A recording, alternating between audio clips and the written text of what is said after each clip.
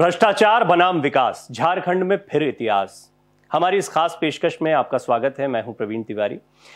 14 लोकसभा सीटों वाले झारखंड में बेहद पेचीदा राजनीतिक समीकरण बन चुके हैं। भ्रष्टाचार के आरोप में हेमंत सोरेन जेल के अंदर हैं। वहीं राज्य सरकार के कई बड़े अधिकारियों पर कानून का शिकंजा कस चुका है। झारखंड मुक्ति मोर्चा केंद्र सरकार पर बदले की कार्रवाई का आरोप लगाकर लोकसभा चुनाव में सहानुभूति वोट पाने की उम्मीद कर रहा है। वहीं बीजेपी मुख्यमंत्री समेत पूरी राज्य सरकार के करप्शन में डूबे होने के मुद्दे पर आक्रामक प्रचार कर रही है। पिछले दोनों आम चुनाव में प्रदेश की जनता ने बड़े अंतर से कमल खिलाने का काम किया था। साथ ही पीएम मोदी के चेहरे के बल पर बीजेपी 2024 में क्लीन स्वीप के इरादे जाहिर कर रही है। भ्रष्टाचार से घिरी झारखंड मुक्ति मोर्चा, कांग्रेस के अस्तित्व पर आंच।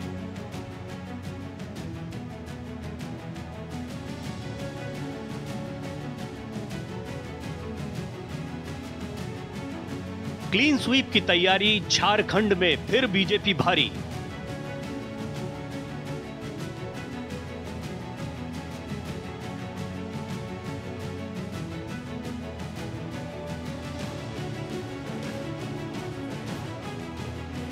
मैदान में उम्मीदवार, बीजेपी का तगड़ा चुनाव प्रचार।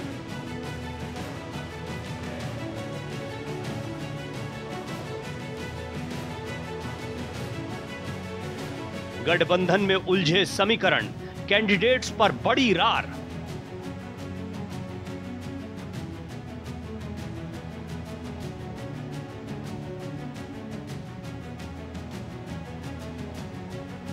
पिछले दो चुनाव में इतिहास, 24 में फिर कमल की बहार।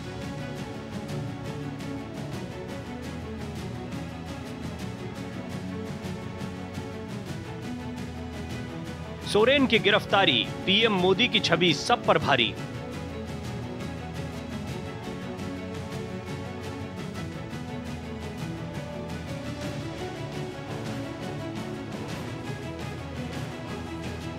चौदह सीटों पर संग्राम, विपक्ष लगा रहा पूरा दम।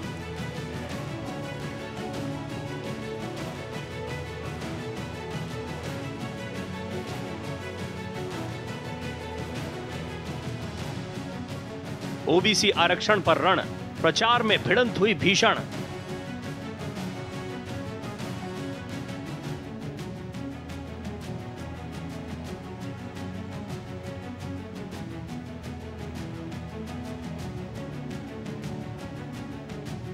कानून व्यवस्था बदहाल, जबरदस्त घिरी सोरेन सरकार।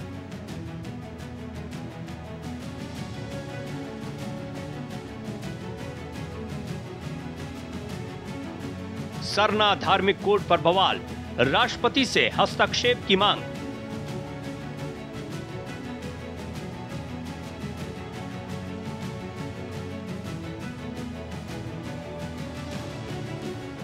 झारखंड मुक्ति मोर्चा और साथ ही कांग्रेस को पता है कि अगर हेमंत सोरेन की गिरफ्तारी के बाद राज्य में बीजेपी को पिछले दो चुनाव की तरह सीटें मिलती हैं तो प्रदेश में उनके अस्तित्व पर संकट खड़ा हो जाएगा। इसलिए इंडिया गठबंधन ने आर पार की लड़ाई का इरादा जाहिर किया है।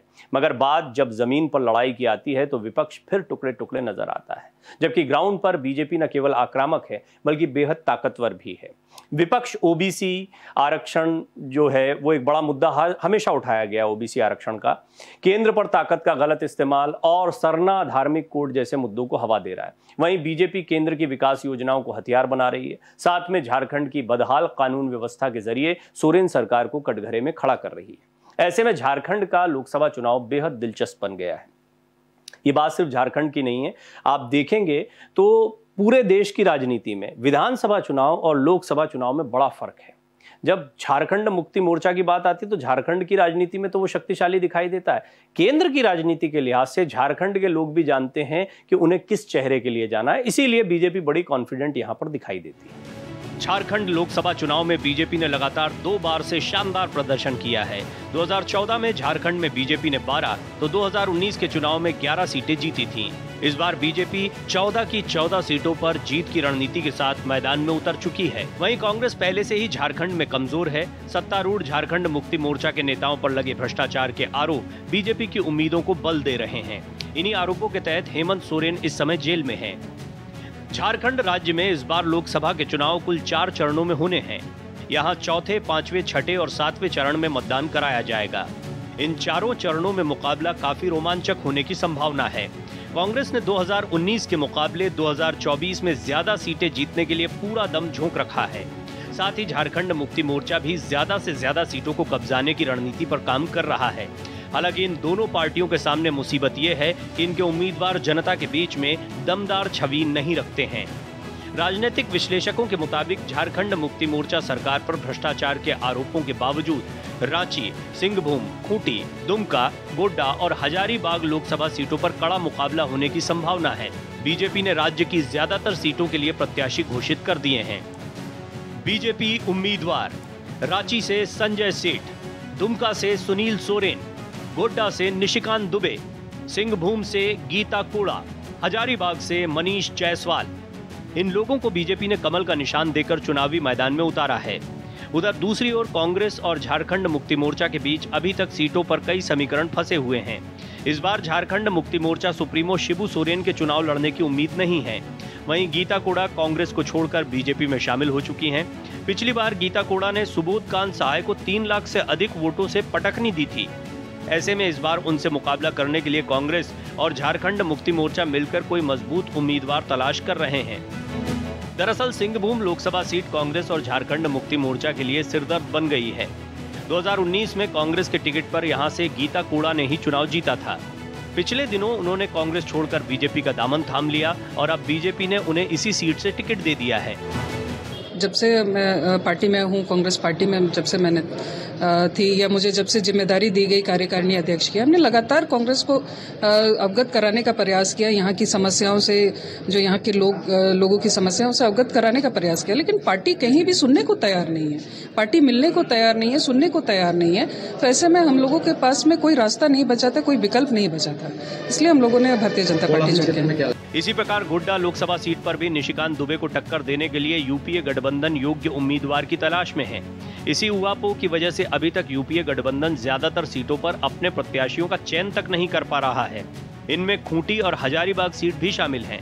बता दें, खूंटी में बीजेपी ने अर्जुन मुंडा को उतारा है। प्रधानमंत्री नरेंद्र मोदी का चेहरा, हेमंत सोरेन की गिरफ्तारी। झारखंड में लोकसभा चुनाव के ये 2 सबसे बड़े मुद्दे फिलहाल दिखाई पड़ते हैं।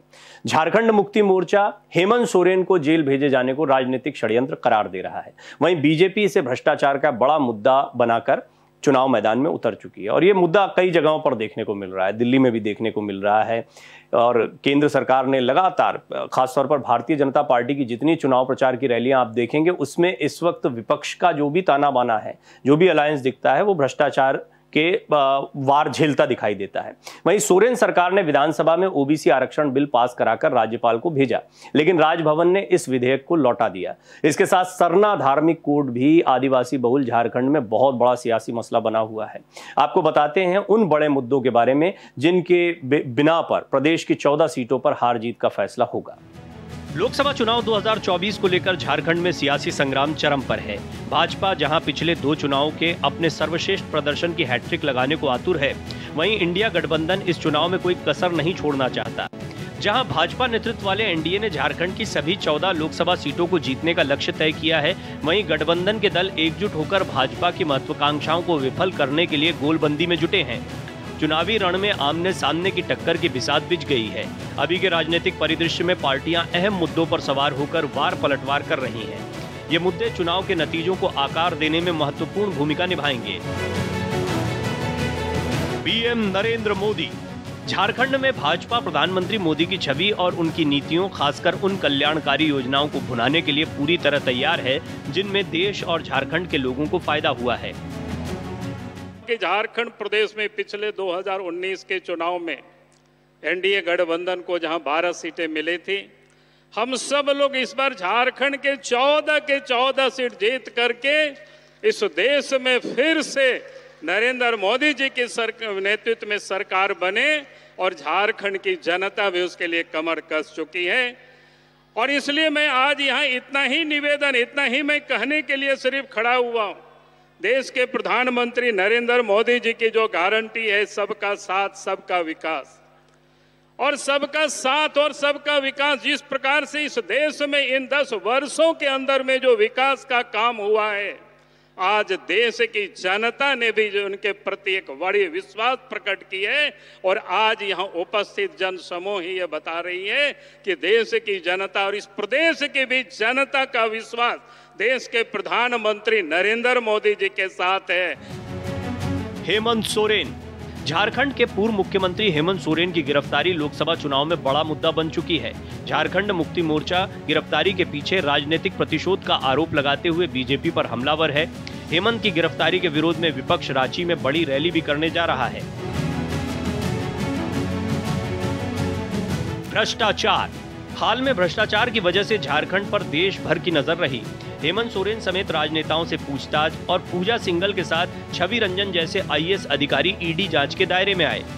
भाजपा मुख्य रूप से अवैध खनन और भूमि सौदों से संबंधित भ्रष्टाचार के मुद्दे को केंद्र में रखकर गठबंधन पर जोरदार हमला कर रही है। वहीं इंडिया गठबंधन पलटवार कर रहा है कि भाजपा तथ्यहीन आरोपों से लोगों में भ्रम फैला रही है।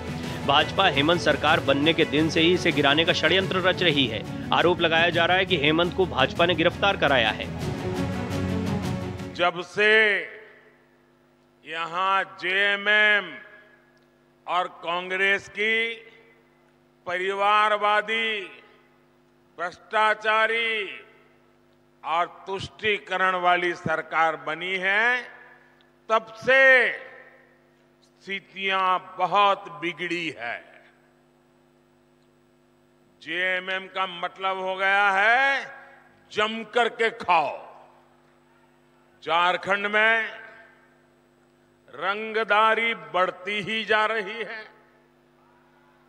तुष्टीकरण के चलते घुसपैठ बढ़ती जा रही है और यहां जेएमएम कांग्रेस के नेताओं का एक ही काम रह गया है, अपनी तिजोरियां भरने का। इन लोगों ने झारखंड की जनता को लूटकर, आपको लूटकर, आपके पसीने की कमाई को लूटकर अपने लिए बेनामी संपत्तियों के पहाड़ बना लिए हैं। आपने देखी है ना यहां किस तरह नोटों की गड्डियां निकल रही हैं। मैंने तो अपनी आंखों से कभी नोटों के ऐसे ढेर देखे ही नहीं है। पहली बार टीवी पे देखा, क्या झारखंड कमाल कर रहा है। कोयले के ढेर तो देखे थे, नोटों के ढेर देख रहे हैं। और अभी बाबूलाल ने तो बढ़िया वर्णन किया है इसका।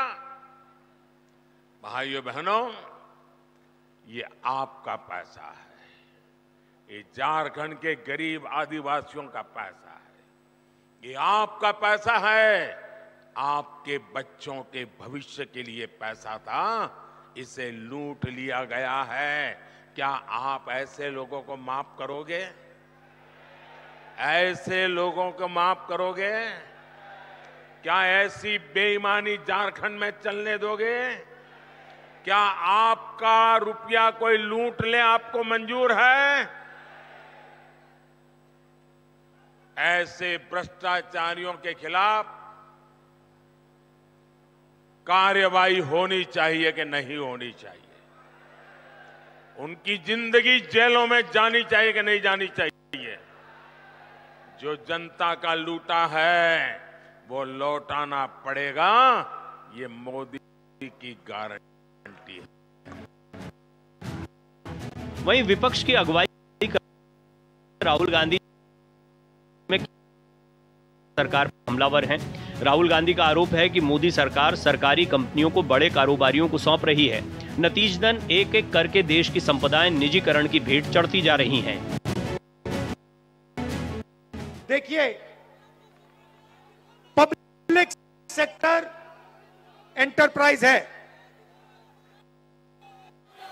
बताइए, एचईसी का गला क्यों घोटा जा रहा है? क्योंकि सरकार और बीजेपी चाहती है कि एचईसी काम ना करे और आने वाले कल एचईसी फैक्ट्री का नाम बदलकर अदानी नाम का नेम प्लेट इसके ऊपर लगा दिया जाए। इसको प्राइवेटाइज कर दिया जाए। और भाइयों और बहनों, आज एचईसी के लोग आए हैं, मगर जहां भी मैं जाता हूं वहां पे ऐसे किसी ना किसी पब्लिक सेक्टर यूनिट के लोग बैनर लिए, पोस्टर लिए, झंडा लिए खड़े दिखते हैं। बीएचईएल, एचएएल, एचईसी, क्योंकि मोदी सरकार सारे के सारे पब्लिक सेक्टर यूनिट्स को आस्ते आस्ते आस्ते मारकर एक ही नेम प्लेट लगाना चाहती है। भाइयों और बहनों, बीएचईएल नहीं, एचएएल नहीं, एचईसी नहीं, इंडियन ऑयल नहीं, अदानी। ओबीसी आरक्षण। झारखंड विधानसभा से पारित झारखंड आरक्षण अधिनियम 2022 को राजभवन ने वापस लौटा दिया।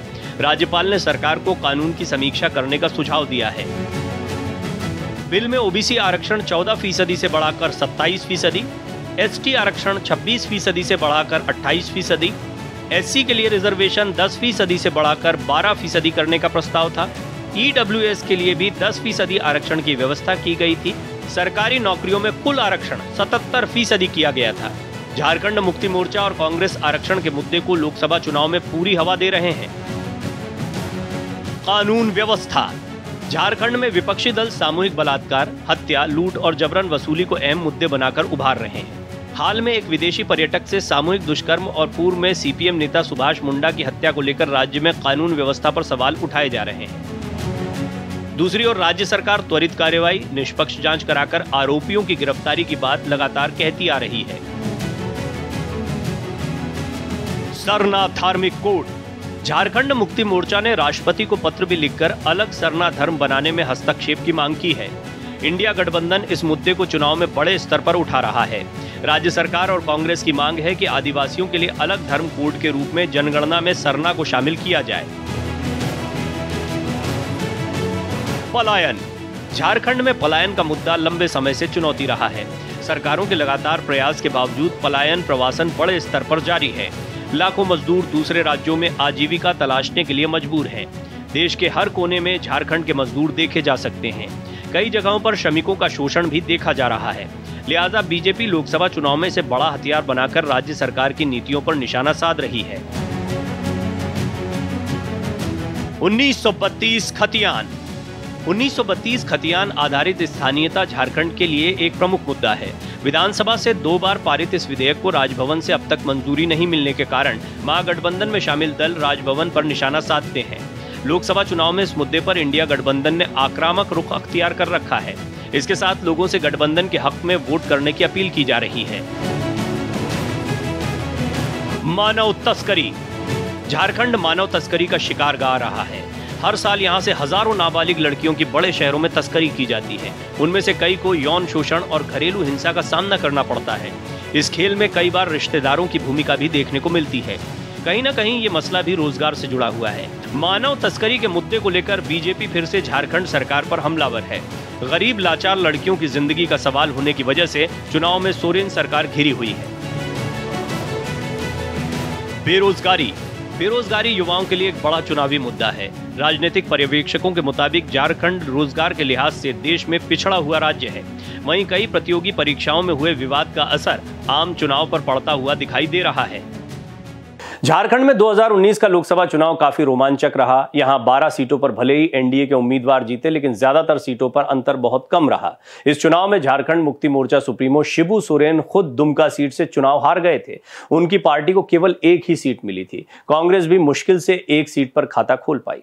2024 में बीजेपी का इरादा गठबंधन के पास मौजूद ये दोनों सीटें भी जीत लेने का है। वहीं हेमंत सोरेन की गिरफ्तारी को मुद्दा बनाकर झारखंड मुक्ति मोर्चा और कांग्रेस ज्यादा से ज्यादा सीटों पर कब्जा करना चाहते हैं। आदिवासी मतदाताओं की नाराजगी के बावजूद पिछले लोकसभा चुनाव में बीजेपी ने झारखंड में शानदार प्रदर्शन किया था। 2019 चुनाव में बीजेपी ने राज्य की कुल 14 लोकसभा सीटों में से 11 सीटें झटक ली। वहीं कांग्रेस, झारखंड मुक्ति मोर्चा और ऑल झारखंड स्टूडेंट यूनियन को महज एक सीट पर ही संतोष करना पड़ा था। ये स्थिति उस समय थी जब केंद्र और राज्य दोनों में एनडीए की सरकारें थी। एनडीए के ही बैनर तले बीजेपी ने राज्य में एजेएसयू के साथ मिलकर चुनाव लड़ा था। वहीं दूसरे खेमे में कांग्रेस, झारखंड मुक्ति मोर्चा और आरजेडी के गठबंधन ने चुनाव लड़ा था। इसमें सिंहभूम लोकसभा सीट कांग्रेस को मिली थी, तो राजमहल से झारखंड मुक्ति मोर्चा और गिरिडीह लोकसभा सीट एजेएसयू को मिली थी। 2019 चुनाव में बीजेपी और एजेएसयू को मिलाकर एनडीए के खाते में कुल 12 सीटें आई थीं। वहीं कांग्रेस और झारखंड मुक्ति मोर्चा को मिलाकर यूपीए महज 2 सीटों पर सिमट गया। 2019 में कोडरमा में बाबूलाल मरांडी और रांची में सुबोध कांत सहाय भी चुनाव हार गए थे। सिंहभूम की सीट कांग्रेस की गीता कोड़ा ने मामूली अंतर से झटक ली थी। यहां से बीजेपी के प्रदेश अध्यक्ष लक्ष्मण गिलुआ हारे थे। इसी तरह राजमहल में झारखंड मुक्ति मोर्चा के विजय हासदा जीते थे। उन्होंने बीजेपी के हेमलाल मुर्मू को हराया था। वहीं बात लोकसभा चुनाव 2014 की करें तो बीजेपी ने झारखंड की 12 सीटों पर भगवा झंडा लहरा दिया था। बीजेपी ने 2019 में ऐसी तैयारी की कि सभी सीटों पर कमल खिलाया जा सके। इसके लिए पुख्ता रणनीति भी बनी, जमकर प्रचार हुआ। प्रधानमंत्री नरेंद्र मोदी समेत देश भर से बीजेपी के तमाम बड़े नेताओं को जनता की नब्ज टटोलने के लिए उतारा गया था। इसका फायदा तो हुआ, लेकिन चुनाव के दौरान कुछ ऐसे भी फैक्टर सामने आए जिनकी काट बीजेपी नहीं कर सकी है। परिणाम स्वरूप बीजेपी को 2014 के चुनाव के सापेक्ष 1 सीट गंवानी पड़ी। दरअसल इस चुनाव में बीजेपी ने कई नए प्रत्याशी उतारे थे। इनमें से कुछ उम्मीदवारों को जीत तो मिली, लेकिन अंतर बहुत कम था। इसके बावजूद झारखंड मुक्ति मोर्चा और कांग्रेस का राज्य में विरोध होने का बीजेपी को पूरा लाभ मिला। उधर कांग्रेस और झारखंड मुक्ति मोर्चा के नेता भी पूरे दमखम के साथ मैदान में थे। खुद झारखंड मुक्ति मोर्चा प्रमुख शिबू सोरेन की प्रतिष्ठा दांव पर लगी थी। शिबू सोरेन खुद दुमका सीट से चुनावी मैदान में उतरे थे। लाख कोशिशों के बावजूद वो खुद अपनी भी सीट नहीं बचा पाए। पिछले 5 दशक से बिहार झारखंड की राजनीति में झारखंड मुक्ति मोर्चा के अध्यक्ष शिबू सोरेन का जलवा कायम है। दुमका से 8 बार सांसद रहे शिबू सोरेन इस बार स्वास्थ्य कारणों से चुनाव नहीं लड़ रहे हैं। इस बार शिबू सोरेन पहले के चुनाव की तरह सक्रिय भी नहीं है। हालांकि कई बीमारियों की चपेट में आ चुके शिबू सोरेन की मौजूदगी उनके समर्थकों में जोश का संचार करती है। शिबू सोरेन की परंपरागत सीट दुमका पर भी इस बार रोमांचक मुकाबला होगा। बीजेपी ने दुमका में शिबू सोरेन की बड़ी बहू सीता सोरेन को प्रत्याशी बनाया है। सीता सोरेन ने बगावत करते हुए न सिर्फ झारखंड मुक्ति मोर्चा छोड़ दिया, बल्कि सोरेन परिवार पर गंभीर आरोप लगाए। ये सिलसिला अभी भी जारी है। दुमका में सीता सोरेन का मुकाबला झारखंड मुक्ति मोर्चा के वरिष्ठ विधायक नलिन सोरेन से होगा। शिबू सोरेन के आंदोलन और संघर्ष के कारण उनके प्रति आदिवासियों के मन में मौजूद सम्मान झारखंड मुक्ति मोर्चा की बड़ी ताकत रही है। झारखंड मुक्ति मोर्चा के रणनीतिकार भी इसे खूब समझते हैं। यही वजह है कि चुनाव से दूर रहकर भी गठबंधन की चुनावी सभाओं में शिबू सोरेन की चर्चा जारी है। शिबू सोरेन की आदिवासियों के बीच अच्छी पकड़ और लोकप्रियता है। विरोधी दल भी उन्हें ज्यादा टारगेट करने से परहेज करते हैं। झारखंड की राजनीति में धमक रखने वाले शिबू सोरेन 8 बार सांसद, 3 बार राज्यसभा सदस्य, 1 बार केंद्रीय मंत्री और 3 बार राज्य के मुख्यमंत्री रह चुके हैं। 1977 से लेकर अब से पहले तक के सभी चुनाव में शिबू सोरेन की मौजूदगी और धमक कायम रही। बीजेपी ने झारखंड में सबसे बड़ा दांव पीएम नरेंद्र मोदी पर चला है। पार्टी प्रधानमंत्री के चेहरे पर वोट मांग रही है। वहीं मोदी खुद फ्रंट फुट पर आकर राज्य सरकार के भ्रष्टाचार पर सवाल खड़े कर रहे हैं। अतीत के दोनों चुनाव भारतीय जनता पार्टी की ताकतवर मौजूदगी के गवाह हैं। लिहाजा 2024 में बीजेपी एक बार फिर झारखंड के जंगलों को केसरिया रंग में रंग सकती है। दूसरी तरफ इंडिया गठबंधन सीटें बढ़ाने की चाहत तो रखता है, लेकिन उसके पास लोकसभा क्षेत्रों में मजबूत उम्मीदवार ही नहीं है। वहीं हेमंत सोरेन और उनकी सरकार करप्शन के गंभीर आरोपों के चलते सवालों के घेरे में है। सोरेन की साथ ही कांग्रेस का झारखंड में अपना कोई खास जनाधार नहीं है। लिहाजा अगर कांग्रेस 2024 में फिर से खाता खोल पाए तो ये उसके लिए बड़ी बात होगी। हमारी इस खास पेशकश में फिलहाल इतना ही। बाकी की देश दुनिया की खबरों के लिए बने रहिए भारत एक्सप्रेस के साथ। नमस्कार।